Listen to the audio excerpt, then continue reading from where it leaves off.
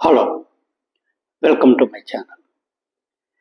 ఈరోజు ఈ వీడియోలో మనం గత దశాబ్ద కాలంగా శ్రీ నారా లోకేష్ గారు ట్రాన్స్ఫర్మేషన్ ఎలా ఉంది అనే దాని గురించి ఈ వీడియోలో మనం తెలుసుకుందాం.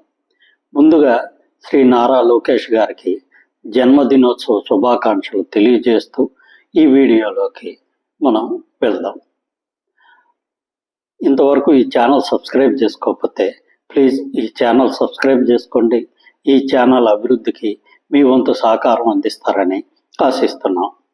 ఇక విషయంలోకి వెళ్తే శ్రీ నారా లోకేష్ గారి రాజకీయ జీవితాన్ని 3 ఫేజులుగా మనం చెప్పుకోవచ్చు. మొదటిది 2014 నుంచి 19 వరకు మొదటి ఫేజు, 2019 నుంచి 2024 వరకు రెండవ ఫేజు, 2024 తర్వాత ప్రజెంట్ 3rd ఫేజ్ నడుస్తూ ఉంది. ఈ 3 ఫేజుల్లోనే ఆయన ఏ విధంగా ముందుకు వెళ్ళారు, ఏ విధమైన ప్రాబ్లమ్స్ ఫేస్ చేయడం జరిగింది, దాని గురించి ఈ వీడియోలో కొంచెం సింపుల్గా తెలుసుకుందాం. మొదటి ఫేజ్ 2014 నుంచి 2019 వరకు. ఆ సమయంలో ఆయన కేవలం చంద్రబాబు నాయుడు గారి కొడుకుగా రాజకీయ రంగ ప్రవేశం చేయడం జరిగింది. అప్పుడు ఆయనకు ఒక ఎమ్మెల్సీ పదవి ఇచ్చి మంత్రిని చేయడం జరిగింది. అప్పుడు సామాన్య ప్రజలతో పాటు తెలుగుదేశంలో ఉన్న చాలామంది కార్యకర్తలు, నాయకులు కూడా శ్రీ లోకేష్ గారి పట్ల అంత ఉత్సాహం చూపించేవారు కాదు. ఎందుకంటే అప్పటికి ఆయన కొత్తగా రాజకీయాల్లోకి రావడం, అది కూడా ఆయన తండ్రి చోట బిడ్డగానే ఉండడం జరిగింది.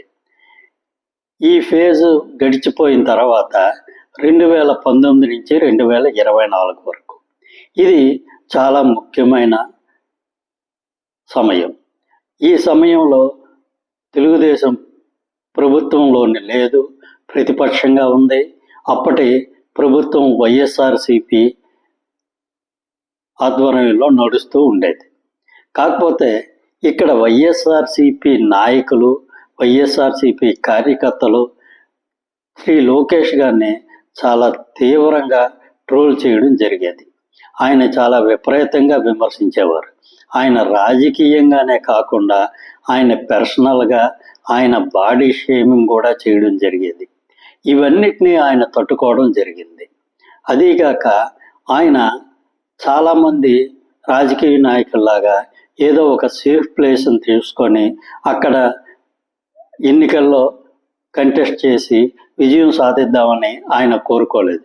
ఆయన తెలుగుదేశం ప్రభుత్వానికి, ముఖ్యంగా తెలుగుదేశం పార్టీకి అత్యంత కష్టంగా ఉండి ఎప్పుడు కూడా అధికారంలోకి రానటువంటి మంగళగిరి నియోజకవర్గాన్ని ఎన్నుకోవడం జరిగింది.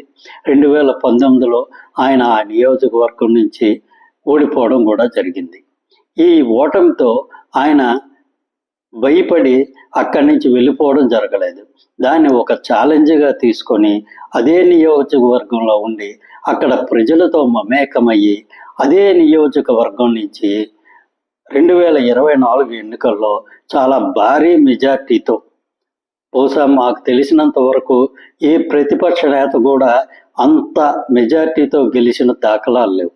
అంత భారీ మెజార్టీతో ఆయన విజయం సాధించడం జరిగింది. ఎక్కడైతే ఓడిపోయారో అక్కడే విజయం సాధించారు. అదేవిధంగా అదే సమయంలోనే ఈ యువగలం యాత్ర కూడా ఆయన చేయడం జరిగింది. ఆ 5 సంవత్సరాల్లోనే ఆయన చాలా వరకు రాజకీయ నాయకుడిగా రాటుదేలిపోయారు.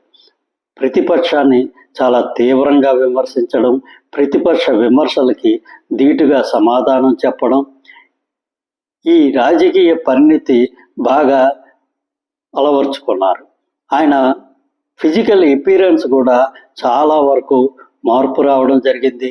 ఆయన బాడీ లాంగ్వేజ్లో కూడా చాలా వరకు మార్పులు వచ్చాయి ఈ సమయంలో. దీనితో ఆయన ఒక రాజకీయ నాయకుడుగా ముందుకు వెళ్ళిపోవడానికి సరిపడే అర్హతని సంపాదించుకోగలిగారు. ఇక 3వ ఫేజ్ అంటే ప్రస్తుతం తెలుగుదేశం పార్టీ అధికారంలో ఉంది. ఆయన మంత్రిగా కూడా ఉన్నారు.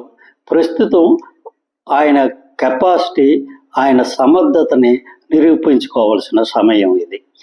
ఈ సమయంలో ఆయన చాలా పకడ్బందీగా ప్లాన్లు వేసుకుంటూ పెట్టుబడులు తీసుకొస్తూ ఆయన మంత్రిత్వ శాఖలనే కాకుండా చాలా వరకు తెలుగుదేశం పార్టీ మీద కూడా పట్టు సంపాదించగలిగారు. ఇదే సమయంలో ఆయన చంద్రబాబు నాయుడు గారి వారసుడుగా అటు తెలుగుదేశం పార్టీ కార్యకర్తలు, నాయకుల నుంచే కాకుండా ప్రజల నుంచి కూడా మద్దతు పెంచుకోగలిగారు. ఏ వర్గాల నుంచి, ముఖ్యంగా తెలుగుదేశం పార్టీ కార్యకర్తలు, నాయకుల నుంచి ఏ విధమైన వ్యతిరేకత వచ్చే పరిస్థితి లేకుండా చేసుకోగలిగారు. ఆయన పుట్టినరోజు సందర్భంగా ఆయన భవిష్యత్తులో మరిన్ని విజయాలు సంపాదించుకొని ఈ రాష్ట్ర భవిష్యత్తుకి, తద్వారా తెలుగుదేశం పార్టీకి కూడా ఆయన మంచి భవిష్యత్తులోకి తీసుకువెళ్తారని ఆశిద్దాం. మరొకసారి ఆయన జన్మదినోత్సవ శుభాకాంక్షలు తెలుపుతూ, ఈ ఛానల్ ఇంతవరకు సబ్స్క్రైబ్ చేసుకోకపోతే ప్లీజ్ ఈ ఛానల్ సబ్స్క్రైబ్ చేసుకోండి. Thank you very much.